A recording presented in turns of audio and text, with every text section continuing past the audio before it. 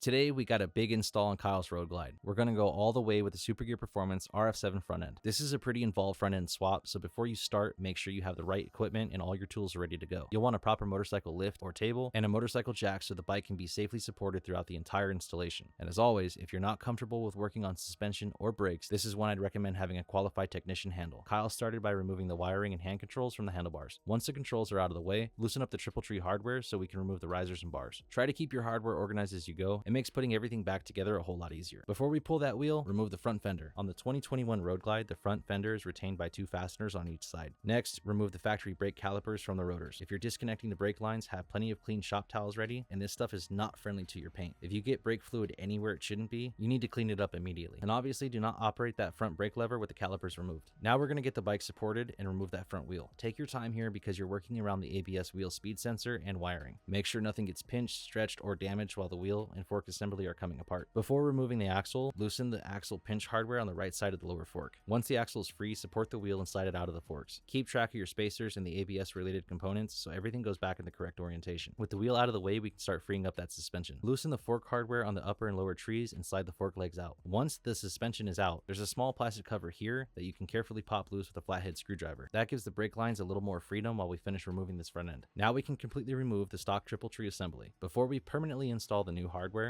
I like to do a quick dry fit. Set the new RF7 Triple Tree assembly into position and make sure you have proper clearance around the frame, brake lines, ignition components, and surrounding hardware. The RF7 Triple Trees are CNC machined from forged aluminum and are specifically designed to work with the RF7 Inverted Forks system. Super Gear Performance also specifies that the RF7 Triple Trees use the standard OEM style neck bearing fitment and require a torque wrench for installation. Before installing the new tapered roller bearing, make sure it's properly packed with grease. For Kyle's setup, we're transferring the factory ignition and associated hardware over to the new RF7 top tree. Get every fastener, bolt, and screws started by hand first to make sure nothing is cross-threaded. Then go back through the hardware with a calibrated torque wrench and use this torque specification supplied from the RF7 kit. Once the lower assembly is secure, we found it much easier to install the top tree, risers, and handlebars together as one assembly. Now comes the fun part. With the Triple Tree clamps still loose, we're going to slide the RF7 Inverted Forks into position. This is definitely where having a second set of hands helps. The RF7 forks give you approximately 2 inches of ride height, so you have a little bit of room to fine-tune the stance and front end geometry. They also give you independent preload, compression, and rebound adjustment, so this isn't just a cosmetic upgrade. You can actually tune the front end suspension to the rider and the way the bike is being used. For Kyle's setup, we use the machined reference marks on the fork tubes and set both sides to the 5th notch as our starting point. The important part here is making sure both fork legs are set at exactly the same height. Once we confirmed both sides matched and we were happy with the starting height, we torqued the Triple Tree clamp hardware according to the RF7 installation specifications. Now we're ready to get the wheel back in. The RF7 kit includes a new axle, and Super Gear Performance specifies using the supplied axle with this setup. Before installation, apply the appropriate light coat of grease to the axle, then slide it through the RF7 fork legs and front wheel assembly. Pay close attention to the ABS components and make sure everything goes back in the same orientation the way it came out. Once the wheel is installed, verify that it spins freely and the ABS sensor and wiring are properly routed with no interference. Make sure you get that axle and pinch hardware tightened with the correct torque specs. Now we're getting into the good stuff, the RF7 108mm radial brake setup. For this install, we're using the Super Gear Performance 108mm Radial Caliper Mount, specifically designed to work with the RF7 fork legs, and the 108mm radial calipers. The mounts can also accommodate 108mm radial Brembo style calipers. Start by installing the radial mounts onto the fork legs. Make sure the rotor is centered correctly in the caliper and the pads are sitting properly on the braking surface. For reference, Harley's factory touring service information specifies that 28 to 38 foot-pounds for the front caliper mounting bolts. Since we're changing to the radial mounting system and hardware, use the Super Gear Performance supplied torque specifications for the new radial hardware rather than automatically applying that OEM number to the aftermarket parts. Now reconnect the brake lines using the new sealing washers wherever required.